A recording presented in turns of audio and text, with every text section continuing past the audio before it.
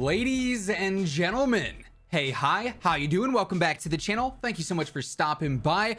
As we know, throughout the past season or so, the Warzone meta has been particularly Vanguard dominant. Really, ever since we saw the 300 health update universally applied to all maps, things have sort of become a lot more defined in the meta, if you will, where before you could use a few MW weapons, a few Cold War weapons, a good amount of Vanguard guns. Now it is very rare that you see a Cold War gun being used over a Vanguard gun for long range and for close range. And with the Season 4 Reloaded update coming up, we are anticipating a lot of weapon shifts and weapon tuning adjustments to be made. But I wanted to sort of break down today some things that I think could drastically balance the meta. And they're not really super huge changes, but they would really smooth things out and open the meta up for more opportunities to use Cold War guns, Modern Warfare guns, and Vanguard guns all alike.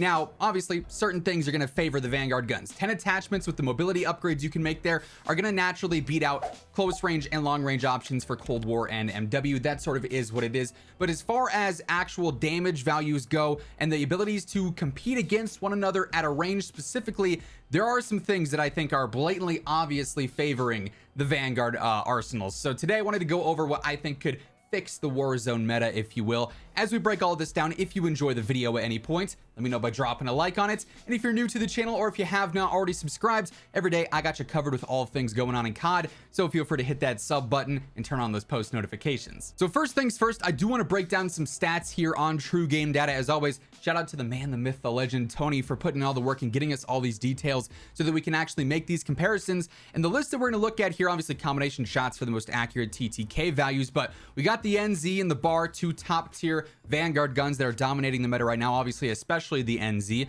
We got the Cold War AK, we got the Vargo, we got the M13, we got the XM4. So a good mix of some of those better MW and Cold War guns. And honestly, when it comes down to the stats, it might surprise you, but there's not necessarily a giant gap in these weapons. For instance, in the first 50 meters, the M13 has the best TTK out of all these. Then obviously it drops off, and things like the Vargo, the XM4 is there as well with that pink line, and the NZ do take over. But you're not looking at a huge difference here in where the NZ is at 60 meters, you know, just in between that 0.85 and 0.9 mark, and the M13, which is in between 0.9 and 0.95. Like, that's not a huge gap in game. You look at things like the Cold War AK and the BAR is better through the first 33 meters, but then over range, you know, after that 33 meter mark, they are basically right there with one another. But if you ask most players right now, are they going to go for the Cold War AK or are they going to go for the BAR? Most players are probably going to choose the BAR. So there are very similar weapons here in all metas from all games in terms of TTK values. Like I said, especially over range. Close range is a bit more of a complex situation because it relies more on not only damage values, but a lot of mobility and whatnot, which Vanguard weapons just excel in. But for over range talk here, there's really not a huge difference in several of these weapons. The Vargo and the XM4 are right there with the NZ over range. You can see here how similar they are. And over range, if I were to scroll down here, you can see past 80 meters, there is no difference in game if you were landing every single one of your shots. But that's the thing. Landing all your shots. The recoil properties on the Vanguard weapons are just absurd. It's so good. Every single Vanguard gun is a no recoil laser beam. They have no feel to them. They have no personality to them. They are just point and shoot. Whereas the Cold War AK here, decent stats, especially through 40 meters and like that mid-range area. It's solid. However, it's gonna get fried by something like the BAR because the BAR is easier to shoot. The AK has some bounce now. It's got some recoil, and we're gonna break some of this down in just a moment. These weapons have a personality to them. Even the M13, which is relatively easy to use, has more recoil than an NZ. So you're not going to choose it over an NZ most times because you're going to land more shots with your NZ41, right? I don't honestly think the huge problem with this Vanguard dominant meta lies with the damage. Now, you could definitely maybe add on a damage drop off to the NZ at around like the 70 meter mark, right? And kick it up a notch so it's a little bit closer up here. Things like the XM4 and the Vargo would be very, very good in that case if that was a realistic scenario. But when it comes to damage values over range, most of the Vanguard guns aren't like predominantly better than something like an XM4 or an M13 or, you know, these different Cold War MW guns that we think are kind of garbage.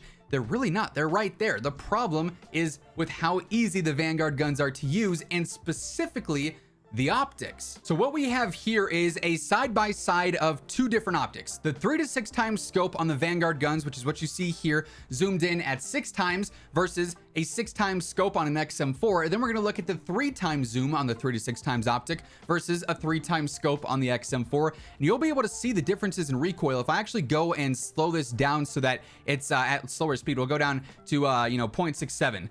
And we look at the speed here, you can see as I'm shooting these, pay attention to the recoil kick. Now, obviously the face cam's here a bit, but you can see the reticle, and that's what matters here. The visual kick on a 6 times here on an XM4 versus an NZ is like night and day. I'll actually go ahead and slow this down even more to 0.5 and play this through. You can see just how easy the NZ is to shoot versus the XM4, which at 6 times zoom, it's not really a factor. You're just not going to be able to land shots like that. So the realistic TTK on the XM4 ends up being way worse than the NZs, which is so much lower because you can just stay on target. There's no visual kick. At 100 meters, you can't use the XM4, but you could use an NZ and absolutely fry. And this stands for a lot of the Vanguard guns, the Automaton, the STG, the Bar.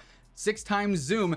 It's better than snipers at that range now after the sniper nerfs, so you just get fried at ridiculous ranges because none of the other rifles can compete. Even some of the LMGs can't compete at that long range. Now, like I said, this was the 6 times zoom. If we were to go ahead and look at the 3 times zoom, which is what we got here, again, you just want to focus on the reticle here, even though you can't see the full scope. This is the 3 times zoom on the XM4. This is the 3 times zoom on the 3 to 6 times scope of the NZ, and even though this is not as bad as the 6 times, you can still see there's some visual bounce here on that crosshair, whereas the NZ, it is just flat.